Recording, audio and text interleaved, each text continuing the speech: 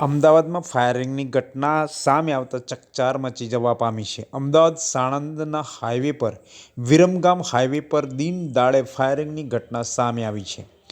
Chharodi railway station નજીક અજાણ્યા શખ્સોએ કર્યું હતું ફાયરિંગ.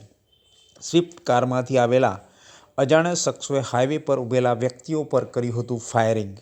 ઘટના સ્થળેથી ફાયરિંગમાં વપરાયેલ વેપનો પણ મળી આવ્યા છે, જેના પાર્ટ પણ મળ્યા છે. ભોગ બનનાર વ્યક્તિને સારવાર અર્થે હોસ્પિટલ ખાતે ખસેડવામાં આવ્યો છે. વધુ વિગતો પ્રમાણે અંગત અદાવતમાં ફાયરિંગ કરી હોવાની ચર્ચાઓ જોર પકડ્યું છે, જે અંતર્ગત જીઆઈડીસી પોલીસ તેમજ ડીવાયએસપી સહિતનો કાફલો ઘટના સ્થળે પહોંચીને વધુ તપાસ હાથ ધરી છે. આમ દિન દાડે અમદાવાદમાં ફાયરિંગની ઘટના સામે આવતા ચકચાર મચી જવા પામી છે.